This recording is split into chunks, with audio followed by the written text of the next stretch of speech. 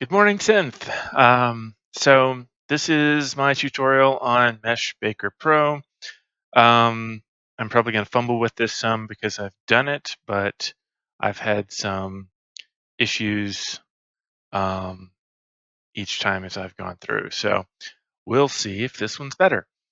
Um, so one of the things, I guess what I'll do is I'll use the standard shader since you've been combining everything with the standard shader anyway. The IBL ones, I think, were part of the problem. So uh, the let's see here. I think it was this one still is on standard shader. Yep. So the MLRS turret and the um, wherever it is, the mercenary ship there. Those two I'm going to combine together. Um, and I'm going to combine it straight into a prefab. This is great because we don't need to do mesh simplify with this process. Now, this is, the joke about like programmer poisoning from a UI. I mean, that is this basically. This Mesh Baker UI is terrible. It's very flexible and it gets all the jobs done, but it just, you'll see what I mean. So first of all, there's no like menu up at the top here that you can see. Instead, you've got to create an object in your scene. And it's under Create Other, Mesh Baker. And then you've got a bunch of options here, and their documentation is out of date onto what you should even use. What we want to use is the batch prefab baker. I figured that out with playing around with it some. So now you've got this mess over here with like text and buttons and things and all sorts of little sub stuff. It's a mess. Doesn't matter. The actual steps are not too bad. So first of all, the idea is that it's going to put these into prefabs to start out with.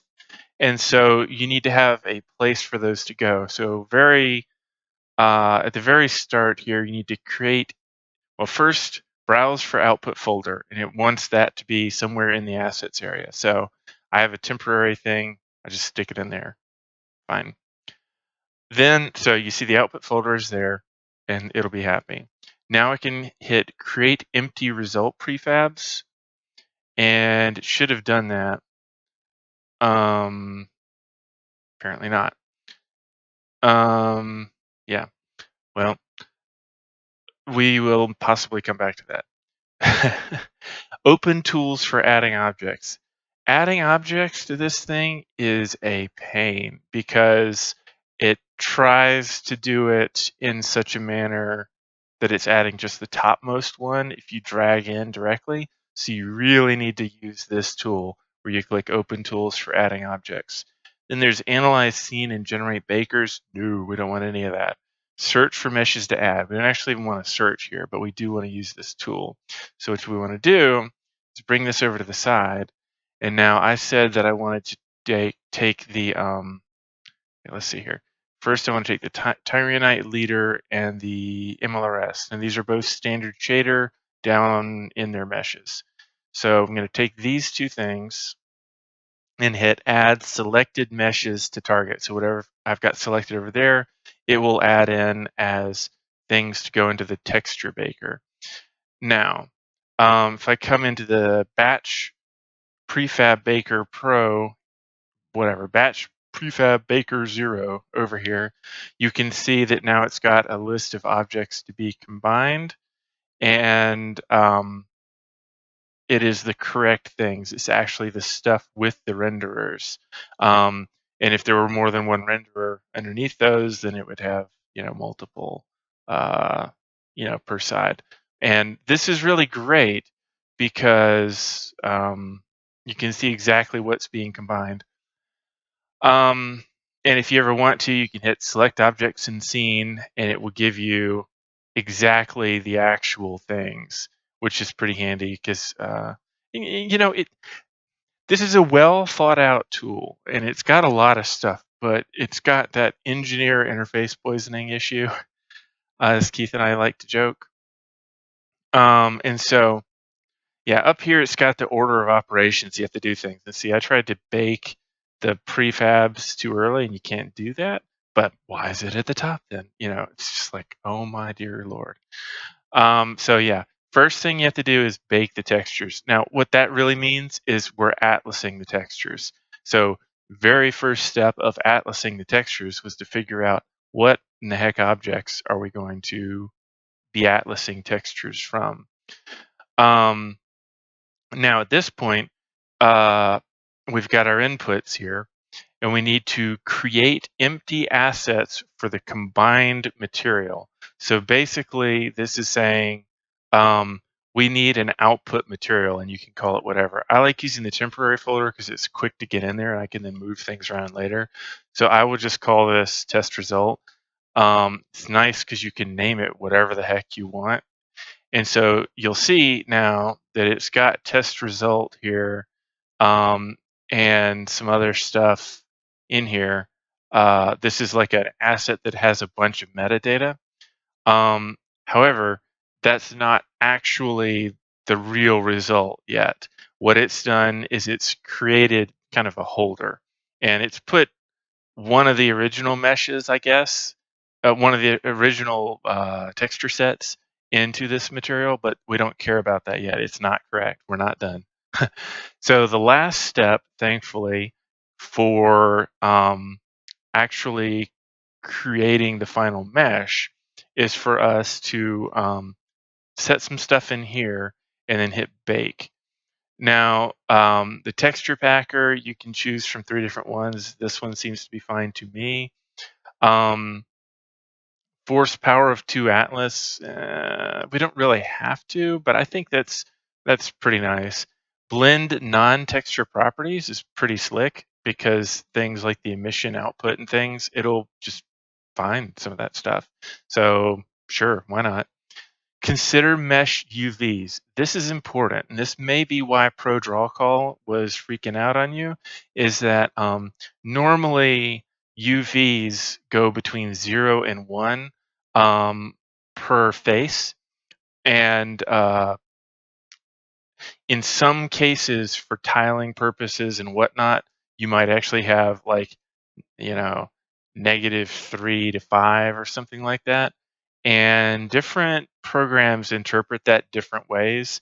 And Unity and Maya both interpret that fine. And so, no big deal. But once you start doing texture atlasing, it becomes a really big deal pretty fast. And generally speaking, Blue is really good about not having UVs that go out of bounds, but occasionally it happens. It's usually just by a tiny little bit, and it's usually by accident because she's handcrafting her UVs. But there have been cases where I've noticed where it um, automatically will skip that. Incidentally, while you're doing the tools for adding objects, there is I guess it's just add selected, doesn't matter, but there is a thing if you were searching, there's a thing for exclude meshes with out of bounds UVs. That would be very not something we want to have happen. That would be anything that's outside that 0-1 range. And anything that's outside that 0-1 range, Pro Draw Call Combiner doesn't know how to handle it. It just freaks out and it says, hey, here's a YouTube video on how to fix that in whatever your program is, in this case, Maya. And that's a pain. I'd rather have it auto fix. That's what this button does. It will automatically fix. So that should always be checked. At this point, we can do the baking and the materials. If something is messed up, it's okay. You can do it again, and it doesn't. It's non-destructive. So we have bake materials into combined mesh. Bake materials into combined material, not mesh. At this point, it's not doing anything with any meshes. All it's doing is creating our texture atlases and creating one material that is a result from that. And it's going to put this in the temporary folder. Now, um, you can't do that sort of operation without actually updating the UVs all over the place to point to the new locations in the combined into the Atlas textures. And so rather than putting that into a mesh so far, what it's doing is it's putting that into this test result file here. So now it's got the result material and it's got all these materials and UV recs and so forth here that show places that it should find. So now we've got this test result material and it's created everything just nicely for us. And, hooray, I'm happy with how that looks. That's fine. We can't really see that yet though, because in the scene, we've changed nothing. At this point, we have generated what you see here in the temporary folder, and that's all we've done. We've not changed anything in the scene or the project. So that was Texture Baker. We finished that part. I can actually hide that a little bit so it's a little bit easier to see. It's so overwhelming, all the mess that's here. So now you've got the material bake result here. This has been automatically populated from the stuff above. If you click it, you'll see that it points to this.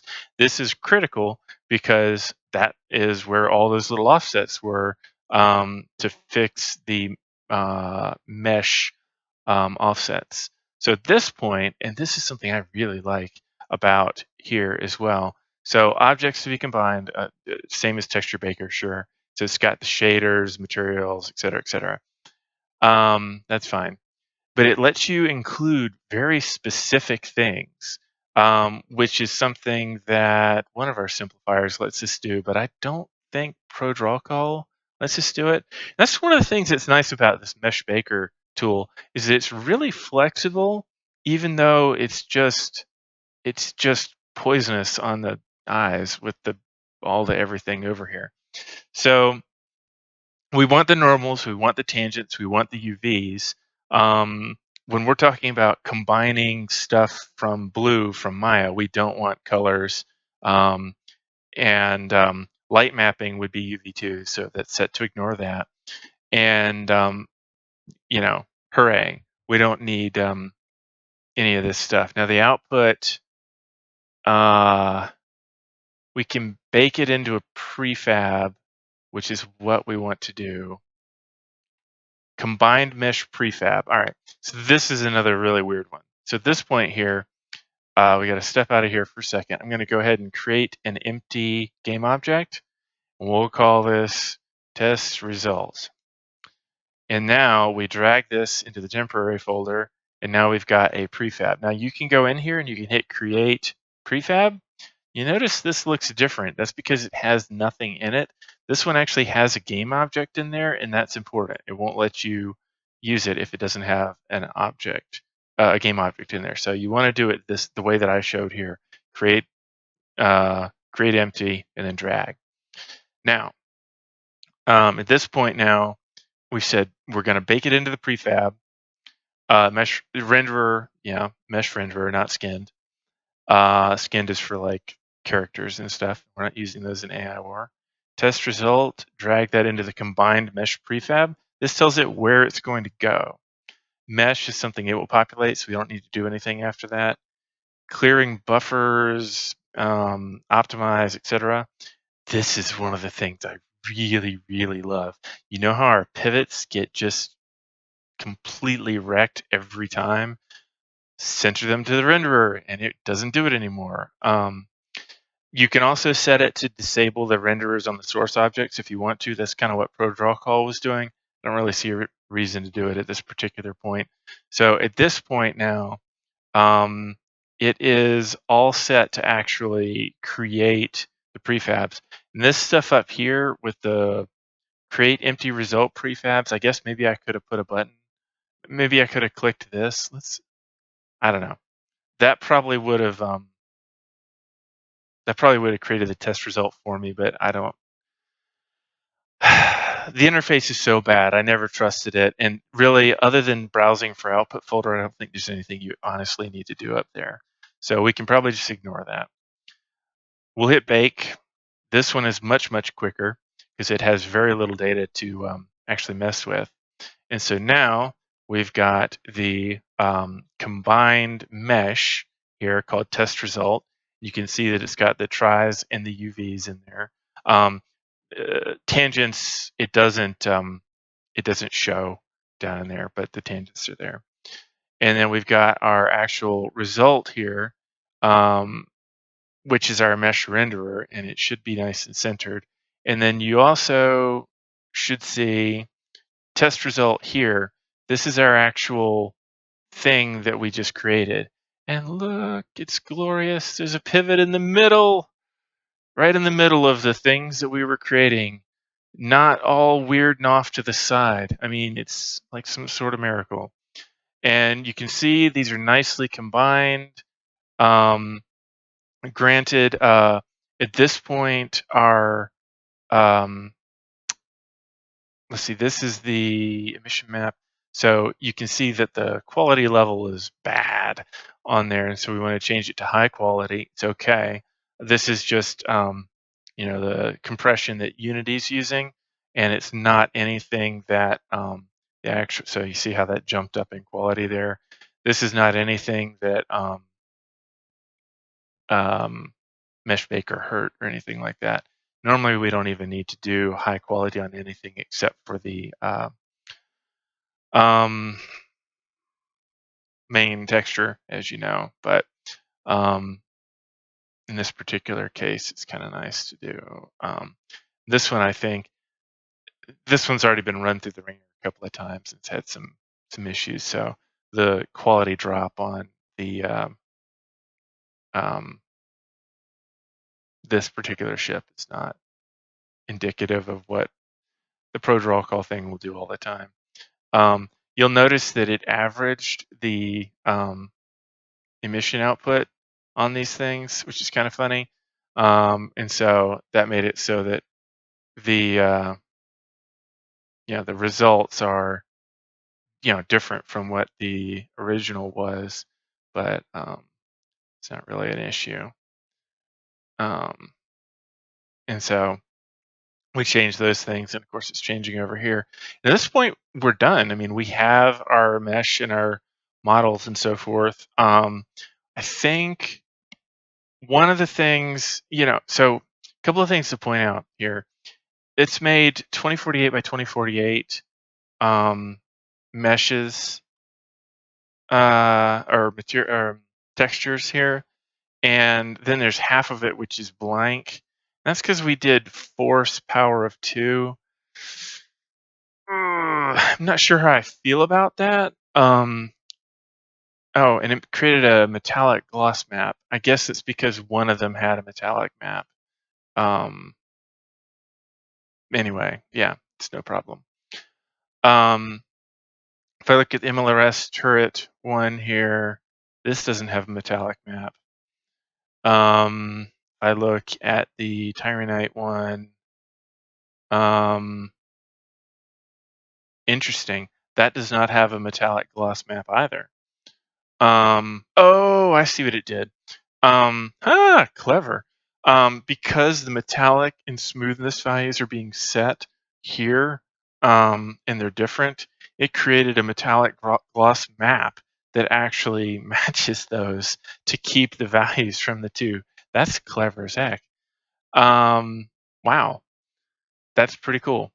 You don't actually need that in most cases, because usually you're going to want to directly set the metallic and smoothness and have that be the same on all of them. So you can usually delete the metallic gloss map out of the end. And then the other thing is, let's take a look here. So this was a 2048 by 1024 mesh or texture, originally. And I'm not real thrilled that it scaled it down. That's part of why we're having some quality issues here, is that it scaled that down. And so what we can do is we can get rid of this, and we should be able to, in here, under the texture baker, max tiling bake size, max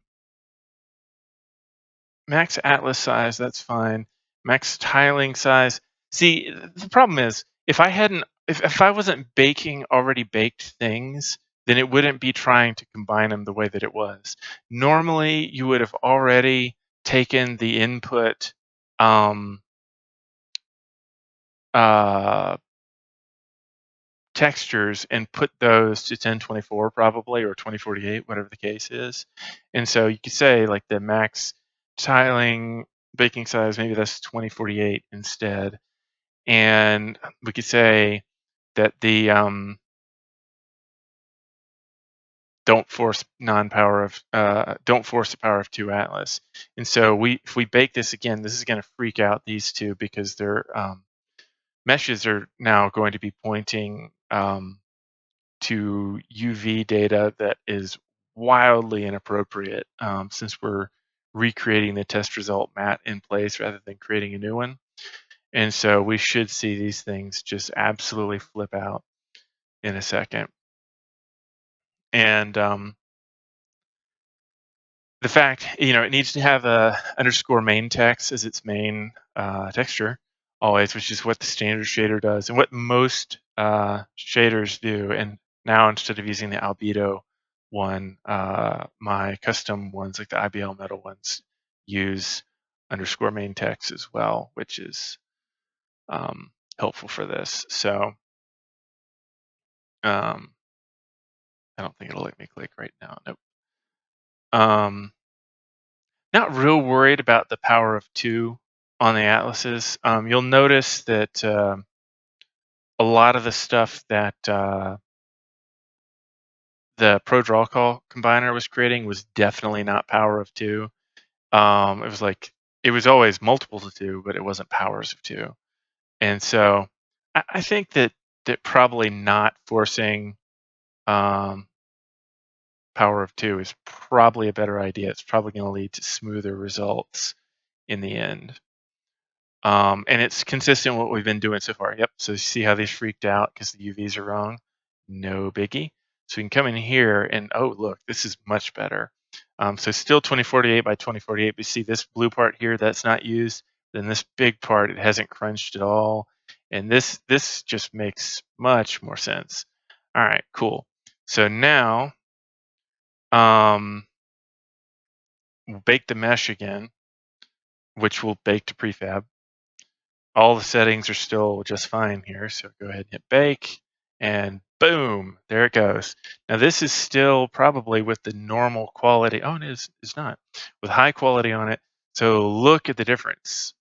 So yeah, making sure. So the reason that the quality difference is so strong on this is that this one has quality issues in general. So I mean, obviously it's not the best one to go by. But the reason for the quality difference there is making sure that, first of all, we're not forcing a power of 2 atlas and that max tiling bake size is 2048. It's probably ideal. I don't know. You're going to find out if you have to manually size down the actual textures before you combine them, or if simply choosing a max size here is okay. That's going to be on the source textures. I don't know. You'll have to find out. But yeah, at this point, this test result thing here is not needed. This was just a little working file. If we don't care about the metallic differences, we can get rid of the metal map. And then you'll see that this went nuts at this point. So now the smoothest and metallic we can set, for the two of them, and now it's matching. And now we've got our results. These would be the things you'd copy to the folder, that's got the data. And then you've got a prefab here all ready to go with, centered and everything. I mean, what more could we ask for? Ready to actually start putting the ship stuff on. So I kind of wish we'd been using this all along, but the interface is such a pain that it's definitely, there's definitely a learning curve with this. This video goes through it, but I don't know. It's probably good that we started with something simpler.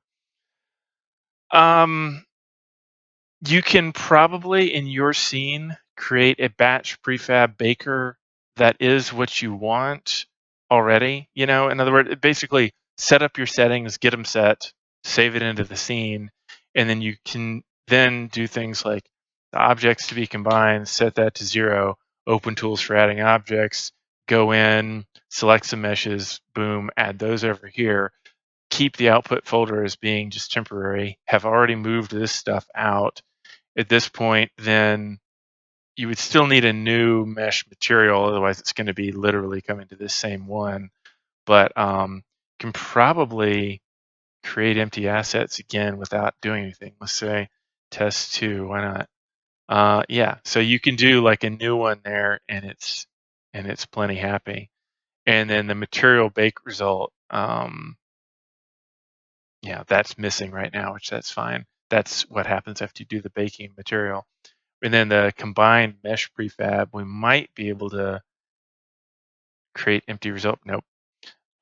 So in this particular case, you would still need to come in and go create empty, test 2, drag that into here, underneath batch prefab baker, drag in test 2, and then this resultant mesh, I don't think that's gonna, let's see if we bake, you gotta open the tool first before you can select anything. Open the tool, select force field generator, add them to the target. At this point, bake into combined material, which should make it test 2, and put it in the test2.mat. And so there we are.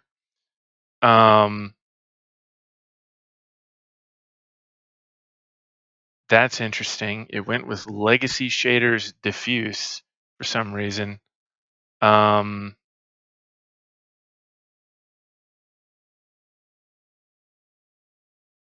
That is incredibly peculiar. It may be because it was trying to combine a single mesh. I don't know. See what it's oh, okay. Object not sent to a, holy cow. So you get little reports and stuff here.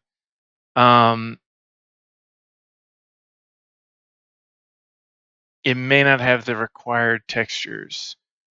Oh, the source prefab was null.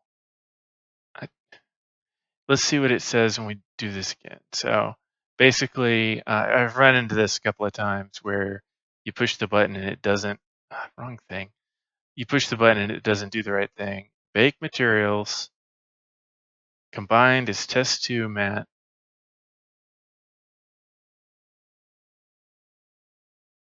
Okay. It doesn't use legacy shaders diffuse. No kidding. It's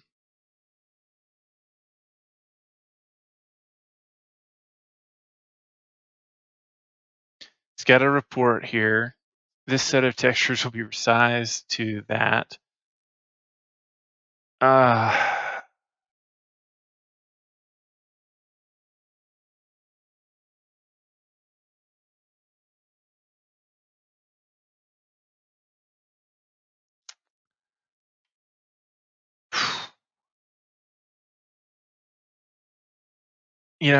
That's the standard shader. What's its problem? Let's try having 2 objects instead. So let's add the warhead lightning.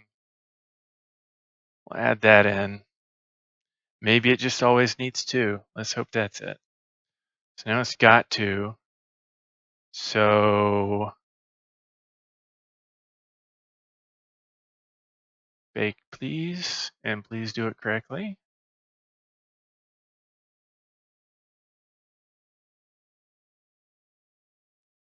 that is disturbing. I've run into that before, like I said.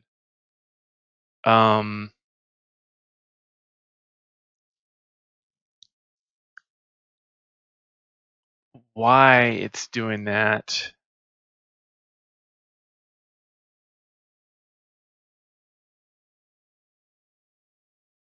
don't know. We've got a normal map, we've got an emission map. It's tagged properly.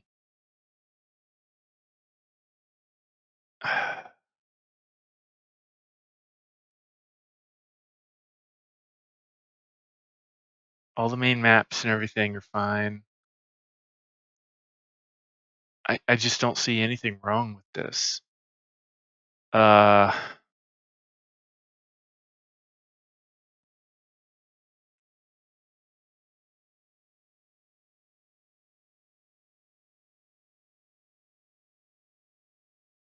Well, gee.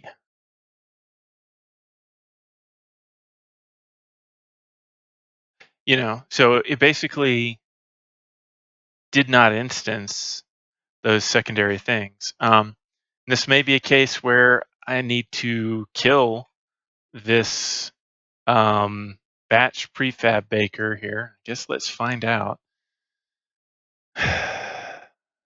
Better me than you, I guess. So, all right, so let's do it again. Let's create other mesh baker, batch prefab baker 0 again. And so we'll browse for output folder and we'll say assets, temporary, select folder, open tools for adding objects. We will do the force field generator and the nuke. Why not? And we'll say add selected meshes to target. That is now done. Come in here. Now we'll set this to 2048. Not resizing, power of 2, not forcing power of 2. Consider mesh UVs for sure. Material bake result. We can drag this, hey.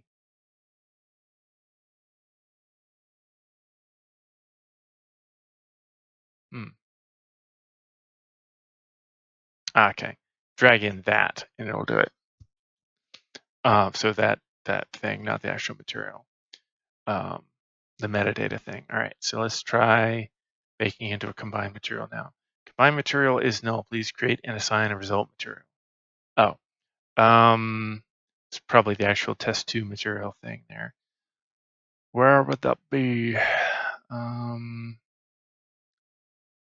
Result material.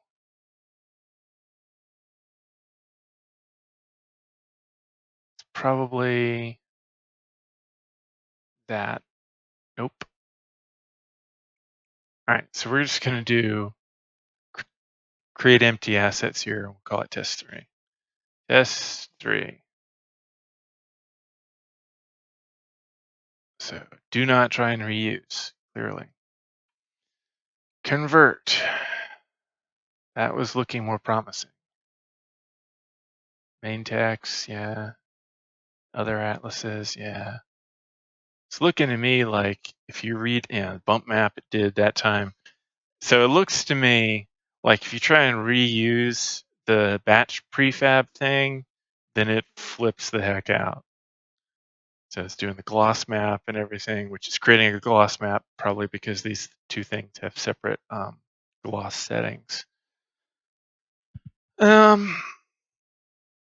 Okay, test 3 did what we wanted. And so I'm gonna do create empty test 3 obj, just to make it easier. Drag that here, boom, boom, and combine mesh object to there. All of this stuff is all we want. Bake into prefab. All correct except break into prefab. Center mesh to render, that's the other one. Bake. Need to set the combine mesh prefab field. I did, didn't I? Oh, drag it. Test 3. Could have sworn I set that. I guess I missed. Bake. Test 3 obj now is there. And the actual things under here, nicely positioned. Everything is happy. So, all right, learn my lesson. If you try and shortcut this by reusing, it flips the heck out, probably because it's got a bunch of metadata from the past thing. So that is batching a couple of different things together with the things that you're going to be working on that are, a lot more, they're actually made to be batched, should give you an even better result than what I was doing. So thanks for watching.